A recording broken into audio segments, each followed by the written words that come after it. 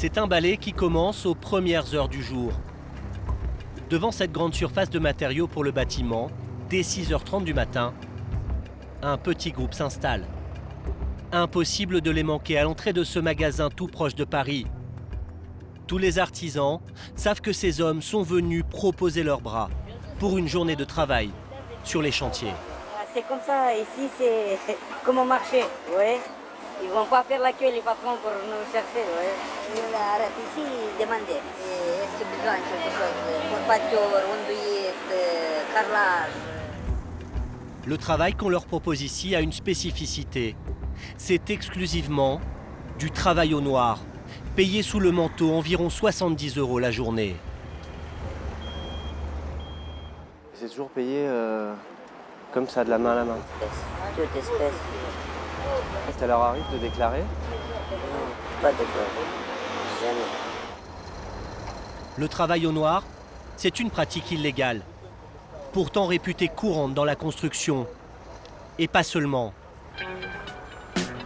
Elle toucherait aujourd'hui de nombreux secteurs de notre économie. Ils sont ouvriers du bâtiment, mais aussi serveurs, déménageurs, livreurs, agents de sécurité ou bien encore nounous. Tous les matins, ils se lèvent pour aller travailler et pourtant ils n'apparaissent pas dans les statistiques de l'emploi.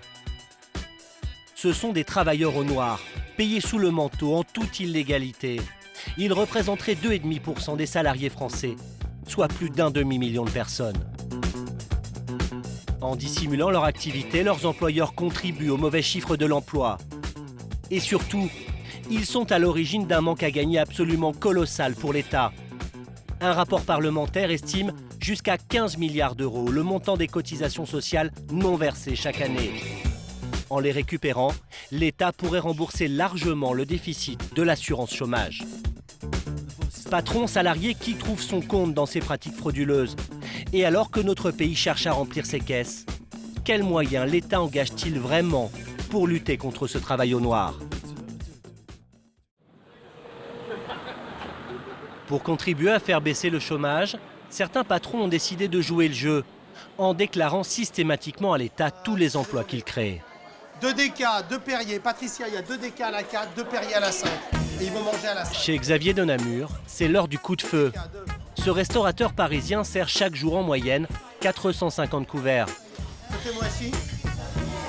Merci beaucoup. Monsieur de Namur possède cet établissement en plein cœur du Marais, un des quartiers les plus fréquentés de la capitale.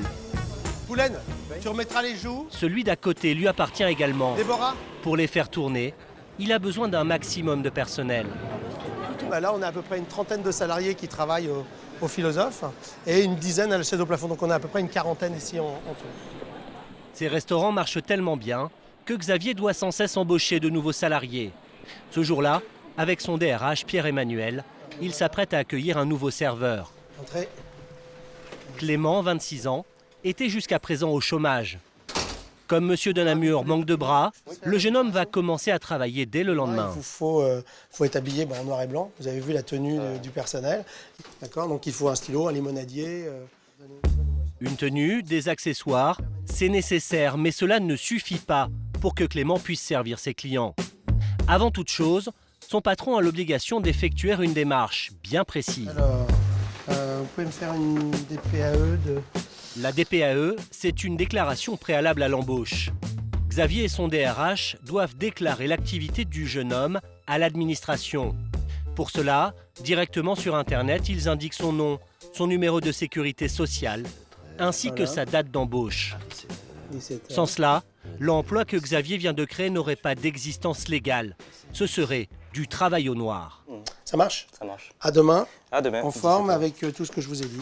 Très bien. Pierre-Emmanuel va vous... La raison pour laquelle Xavier a dû ainsi déclarer Clément, c'est que désormais, chaque mois, salariés et patrons vont devoir verser de l'argent à l'État. De 2 années de suite. Alors là, c'est le fiche de paye d'un serveur. Alors net, il touche 3285. Ce serveur a perçu ce mois-là 3 285 €. Mais avant cela, l'entreprise a versé, elle, 4 073 € de salaire brut, dont ont été déduites les cotisations salariales. À la sécurité sociale, par exemple. mais également aux caisses de retraite ou encore à l'assurance chômage. Une vingtaine de cotisations en tout, pour un montant de 711 €. À cela s'ajoutent les cotisations patronales, pour un peu plus de 1 800 €. Au final, pour 3 285 € net dans la poche du serveur, c'est quasiment le double qui est sorti des caisses du restaurant. Donc un global, grosso modo, de 6 000 € par mois. Donc Voilà ce qui a coûté. Quasiment le double. Quasiment le double. C'est ce que ça vous a, c'est ce qui est sorti réellement des caisses de votre C'est entreprise. ce qui est payé par l'entreprise. En tout, 6 000 €. Voilà. Donc au final, À l'échelle du plus grand de ces restaurants, avec sa trentaine de salariés, le montant de ses charges devient impressionnant. Sur un établissement, URSSAF 362 000, les ACDIC 66 000 à peu près, la retraite 127 000 et des autres taxes sur l'apprentissage, la formation continue, la construction, etc. 23 000, sur un total de 580 000 par an sur un établissement. du coup, on comprend que certains aient envie d'économiser ça. Et c'est possible qu'il y en ait certains qui veulent économiser. Effectivement, on peut comprendre qu'on peut... alors tout, on ne peut pas, mais peut-être en partie, c'est possible. Xavier a l'air un peu désabusé. C'est parce qu'il le sait, la restauration est le secteur de l'économie où l'on pratiquerait le plus le travail au noir. Il a très souvent l'occasion de s'en rendre compte. Voilà, votre lavette, c'est parti.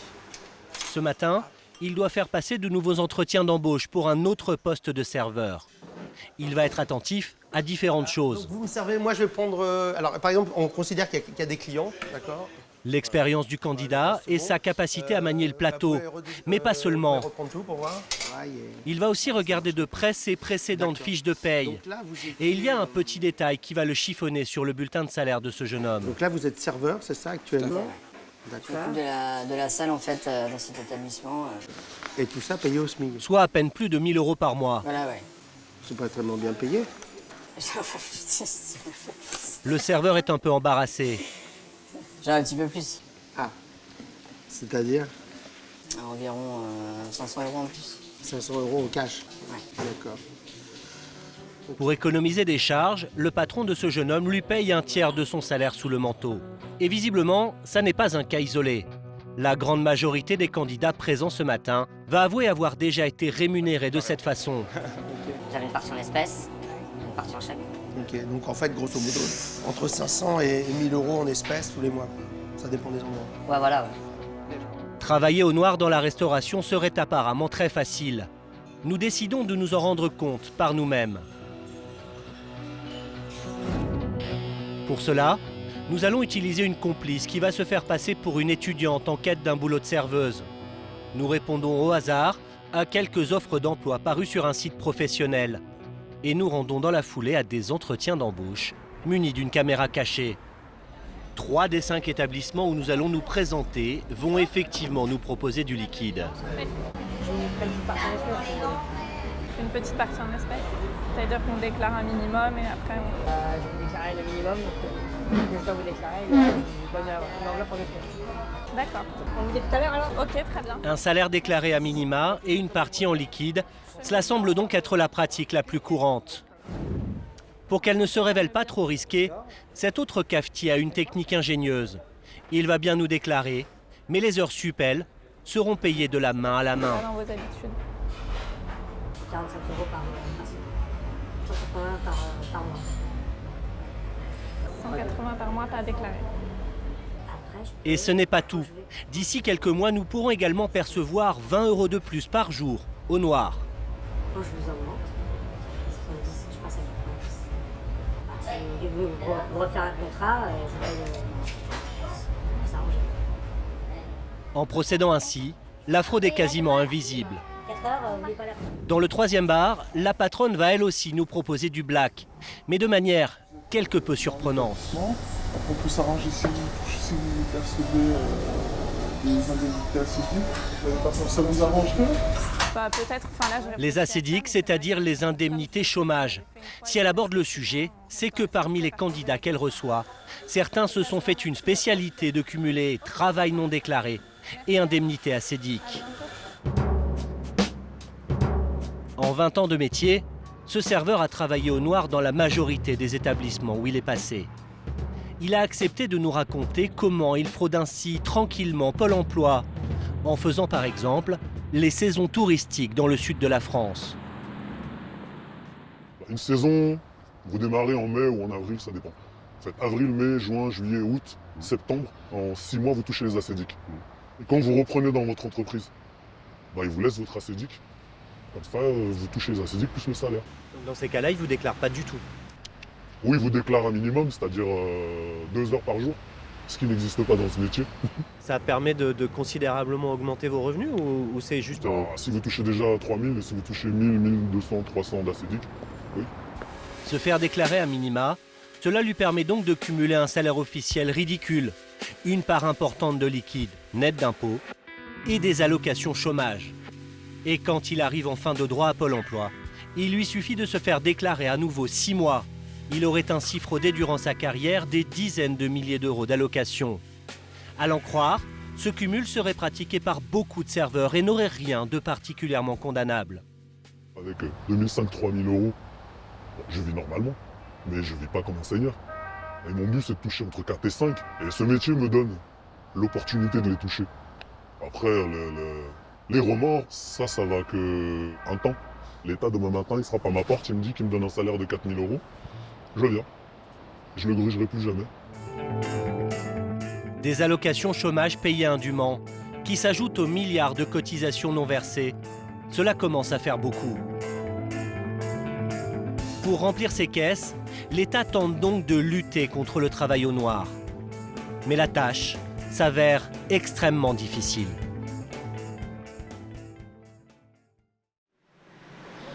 Aux portes de Paris, une unité d'agents de l'État est entièrement dévouée à la traque des entreprises qui ne payent pas leurs charges. Ce sont les inspecteurs de l'URSSAF, l'organisme chargé de collecter les cotisations sociales en France. À leur tête, Didier Delose, 51 ans. On fait le point pour l'opération, Fabrice. Ce matin, il bat le rappel de ses troupes. Bon, ça y est, j'ai tout le monde. Donc on va faire 2 chantiers qui se trouvent... Réunir tout le monde est un peu plus long que d'habitude. Il faut dire que le service vient de vivre une petite révolution. En un week-end, les effectifs ont été multipliés par 4. Vendredi dernier, on avait 6 inspecteurs. Depuis lundi, 22. D'être une vingtaine comme ça, c'est pas du luxe. Ah non, c'est pas du luxe, non, c'est... Ah non, c'était une urgence, même. En tout, l'Île-de-France compte désormais une 60aine d'inspecteurs. Le problème, c'est qu'avec les 800 000 entreprises répertoriées dans la région, cela revient à plus de 13 000 sociétés à contrôler par agent. Du coup, l'État leur a fixé des secteurs prioritaires. Et parmi eux, le bâtiment. Bonjour. Voilà. Leur contrôle se déroule selon une méthode bien rodée. Ah ouais, non. En quelques secondes, ils vont relever l'identité de tous les ouvriers présents sur ce chantier. Et immédiatement, ils vont appeler leurs collègues au bureau pour vérifier que ces salariés figurent bien dans les listings informatiques de l'URSSAF. Chacun doit avoir fait l'objet d'une DPAE. 56, 2 juillet. Bon ben voilà, impeccable. Là j'ai fait DPAE ça. La DPAE, c'est cette fameuse déclaration préalable à l'embauche sans laquelle personne n'est censé travailler. Tous les ouvriers en ont une en règle. Mais aux yeux de M. Delose, ça n'est pas complètement satisfaisant. Vous allez prendre une planche, là, vous la mettez sur le ciment, là, s'il vous plaît, pour que je puisse rentrer. Ah, il n'y a rien. Qu'est-ce que vous cherchez? Un salarié qui éventuellement se cacherait dans la maison. Oh, c'est un petit placard, ça. Des fois, il vaut mieux regarder dans les placards. Vérification faite, les inspecteurs ne trouveront rien ici. Bon, allez, au revoir. Bonne journée, au revoir. Didier Delose et ses agents n'auront pourtant pas à chercher très loin pour découvrir du travail au noir. Quelques pâtés de maison plus loin, un autre chantier attire leur attention. On regardera celui-là. Ah ouais, celui-là.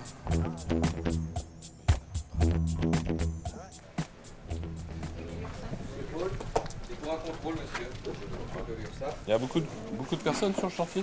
Non, vous êtes combien à peu près? Ah, vous êtes tout seul avec votre fils? Ah ouais.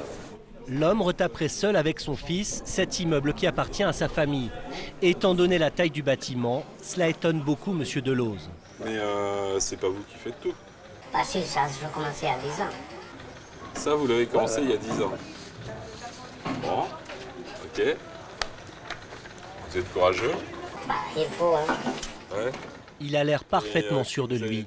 Il y a pourtant à l'étage un minuscule détail qu'il a oublié de signaler aux inspecteurs. D'accord. Ouais. C'est qui les trois qui sont là?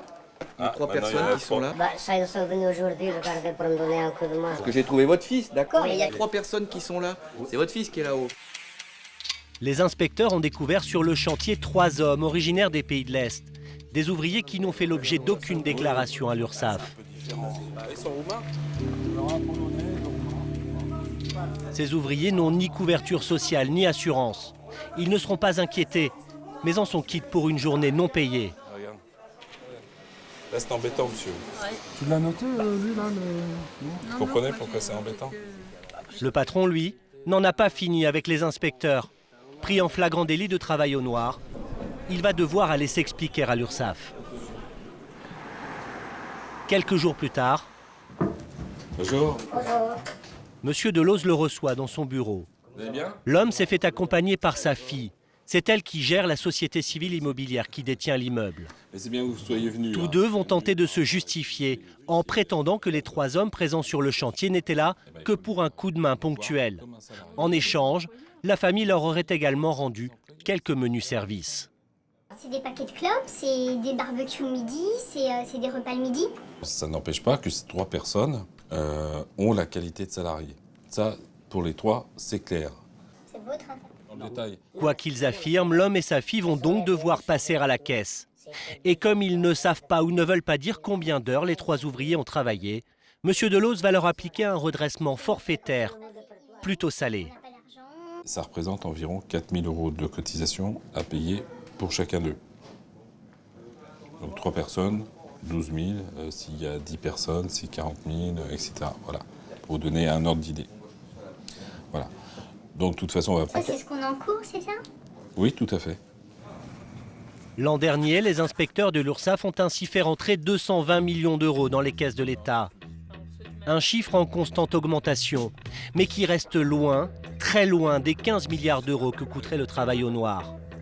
Car malheureusement, les contrôles ont leurs limites.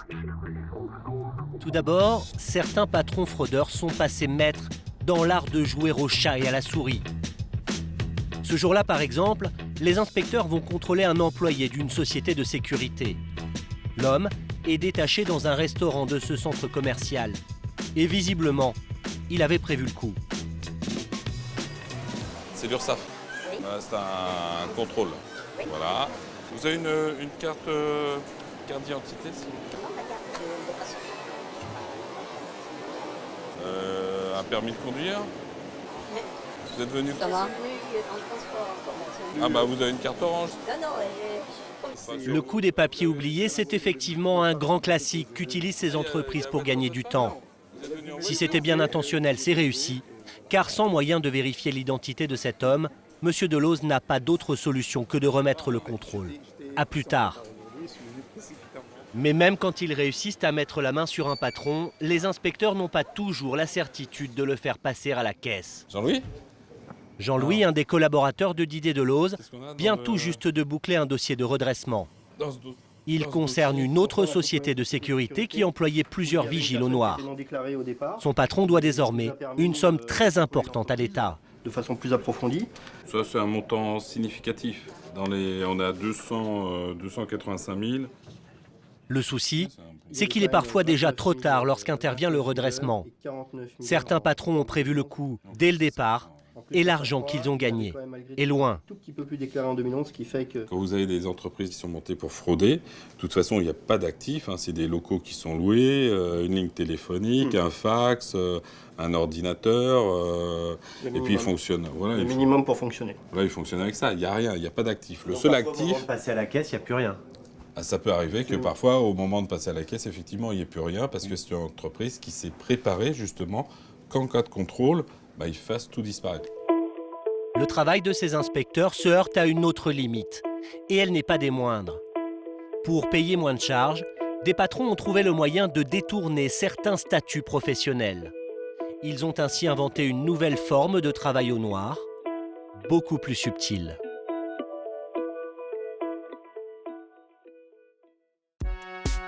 C'était l'un des principaux dispositifs du gouvernement Fillon pour lutter contre le chômage, la création, en 2009, du statut d'auto-entrepreneur. Grâce à lui, n'importe quel Français peut travailler plus facilement à son compte, en proposant ponctuellement ses services à de plus grosses sociétés, par exemple, comme maçon indépendant. Les entreprises y trouvent un avantage. L'auto-entrepreneur est par nature flexible et surtout par rapport à un salarié qu'elles auraient embauché, il ne coûte rien en charges sociales. Le problème, c'est que certains patrons se sont empressés d'abuser de ce statut. Quand on est au chômage à 57 ans, il est parfois très difficile de retrouver du boulot.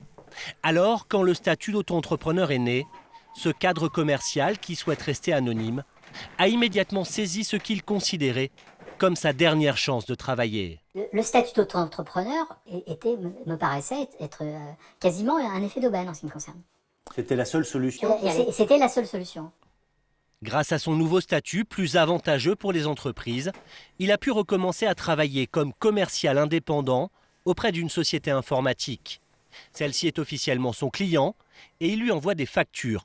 Jusque-là, pas de problème. Là où ça dérape, c'est quand cette relation devient exclusive et que l'auto-entrepreneur travaille à plein temps pour son client. Dans ce cas-là, il s'apparente à un salarié. Voilà, ma carte de visite d'agent commercial. On lui fournit une carte de visite portant le logo de l'entreprise, ainsi qu'un mail professionnel. Et vous l'utilisez fréquemment, par exemple, cette boîte mail professionnelle? Je l'utilise 30 fois par jour, 40-50 fois par jour. Mais l'entreprise le dote également d'un téléphone portable qu'il dit utiliser pour faire un rapport quotidien. Tous les jours, j'ai une conversation téléphonique avec une personne qu'on peut assimiler à un supérieur hiérarchique parce que je lui rends des comptes. Dernier détail, et pas des moindres, ce contrat qui lui garantit tous les mois une commission fixe de plus de 2 000 €. Autrement dit, une sorte de salaire. Vu du client, je suis un salarié d'entreprise. Sauf que pendant ce temps-là, votre statut, c'est auto-entrepreneur. Exactement. C'est bien là tout le problème.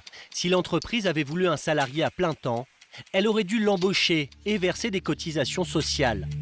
Or, elle a dans les faits un salarié qui lui coûte beaucoup moins cher et dont elle peut en plus se séparer quasiment sans préavis. Et pourtant, quand ce monsieur a sollicité la signature d'un vrai contrat, il dit s'être vu opposer un refus catégorique. Asseyez-vous. Merci. Pour clarifier sa situation, il a décidé aujourd'hui d'aller demander l'avis d'un avocat. Bon. Maître Patrick Laurent est spécialisé en droit social et son analyse de la situation est sans appel. Dans les faits, il existe une relation avec un lien de subordination, c'est-à-dire un donneur d'ordre qui vous donne des instructions, qui contrôle l'exécution de ces instructions. Donc pour vous, maître, il n'y a pas de doute, monsieur est salarié.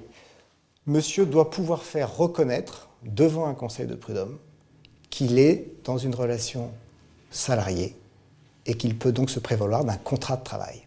Se dispenser d'embaucher un salarié en abusant à la place d'un travailleur indépendant, ça n'est pas quelque chose d'anodin. Cela s'appelle du salariat déguisé. Et c'est un délit assimilable à du travail au noir. Le problème, à en croire Maître Laurent, c'est qu'aujourd'hui de nombreuses entreprises sont tentées de faire des économies en charges sociales sur le dos de ces auto-entrepreneurs. Vous, ça vous étonne de voir un cas de figure comme celui de ce monsieur? Ah non, ça ne m'étonne pas. D'abord, j'en vois de plus en plus et j'ai bien peur que les dérives continuent. D'aller comme ça vers des situations de salariat déguisé? Bien sûr, bien sûr. Pour payer moins de charges? Pour payer moins de charges, c'est évident. Je vous remercie. Impossible aujourd'hui d'évaluer combien d'auto-entrepreneurs sont dans cette situation abusive. Mais l'an dernier, l'URSSAF a jugé bon d'augmenter de près de 50% le nombre de ses contrôles sur les travailleurs indépendants.